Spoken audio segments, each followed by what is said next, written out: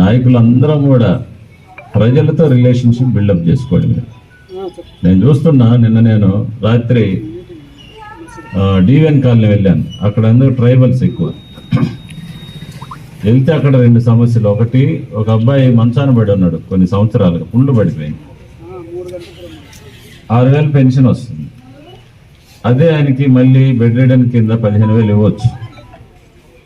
కనీసం అతను పట్టించుకున్నాడు లేడు. ఆ ఊర్లో మన నాయకుడిని అడిగా, ఏంటంటేనే అదే సార్ టైం లేక కదా, ఇట్లా పనులు చేస్తేనే నాయకుడికి పేరు వచ్చేది. ఇప్పుడు మన చేతిలో ఉన్నప్పుడు, అధికారం ఉన్నప్పుడు మనం 10 పనులు చేస్తే నాయకత్వానికి పేరు వస్తుంది. ప్రజలు వెరీ గుడ్ రా, ఇట్లా ఓట్లు వేసినందుకు వీళ్ళు మా పనులు చేసినా అనుకుంటారు.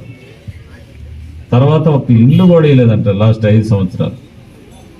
వాళ్ళ నేమ్స్ అప్లోడ్ కూడా చేయలే.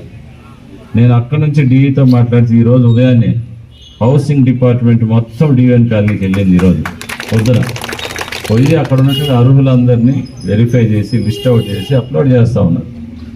ఇది మనకి అధికారం అనేది ప్రజలు ఇచ్చినటువంటి ఒక ఆయుధం.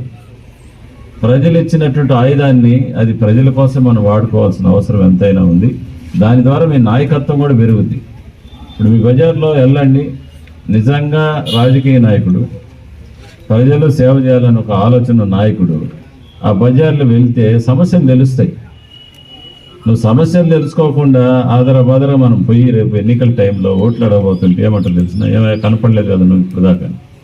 అందుకని చంద్రబాబు నాయుడు గారు, ముఖ్యమంత్రి గారు, శ్రేణులను కార్యకర్తలను ఎందుకు గ్రామాలలో తిరగమని చెప్పినట్టు, సంవత్సరం అయింది, నిద్రపోకండి, మళ్ళీ స్థానిక సంస్థలు వస్తున్నాయి, మనం ప్రజలతో ఓట్లు వేయించుకోవాలా, ప్రజల మధ్యకి మీరు వెళ్ళండి, వెళ్ళినప్పుడు సమస్యలు తెలుస్తాయి, మీ చేతనైనంత వరకు మనం చేసేటటువంటి అవకాశాన్ని మరి మనం కల్పించుకోగలమని చెప్పే ప్రధాన ధ్యేయంతో ప్రజల కోసం మనందరినీ కూడా ఇల్లు తిరగమని చెప్పేసి ముఖ్యమంత్రి గారు చెప్తున్నారు. కాబట్టి మనం అందరం కూడా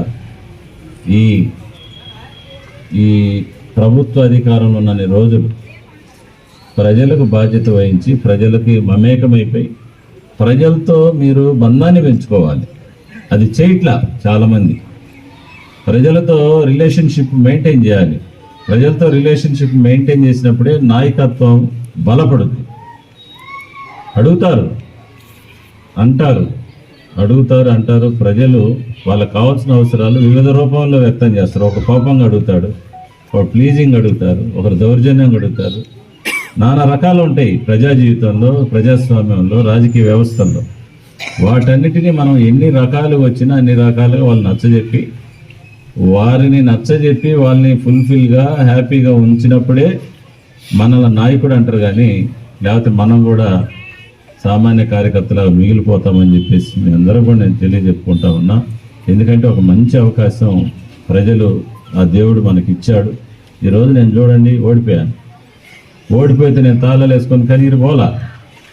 ఓడిపోయిన దగ్గర నుంచి ఎక్కువ పని చేస్తాం. కారణం ఏంటంటే వెళ్ళమిటి వెళ్ళామా. ఈ నియోజకవర్గంలో ప్రతి చెంచుగూడానికి వెళ్ళాను, ప్రతి లంబాడి తండాకి వెళ్ళాను, ప్రతి ఇల్లు తిరిగా. నేను పోని ఇల్లు లేదు, నేను తొక్కని గడపలేదు.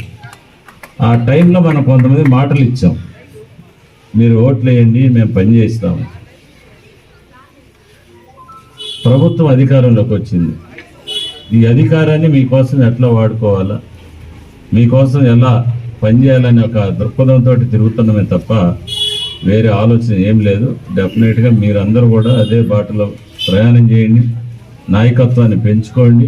మనకు కావాల్సిన అవసరాలు, మన ప్రజలకు కావాల్సినటువంటి ఇరుకు ఇబ్బందులు ఇవన్నిటిని కూడా మనం ప్రశాంతంగా తీర్చుకోగలమని తెలియజేసుకుంటూ, ప్రజల మధ్యకు పోయేటటువంటి ఒక మంచి అవకాశాన్ని, ఇంటింటికి పోయేటటువంటి ఒక అవకాశాన్ని ఇచ్చినటువంటి మాన్యశ్రీ ముఖ్యమంత్రి నారా చంద్రబాబు నాయుడు గారికి, కూటమి ప్రభుత్వానికి మరి చేతులెత్తి నమస్కారం చేస్తూ సెలవు తీసుకుంటున్నాను.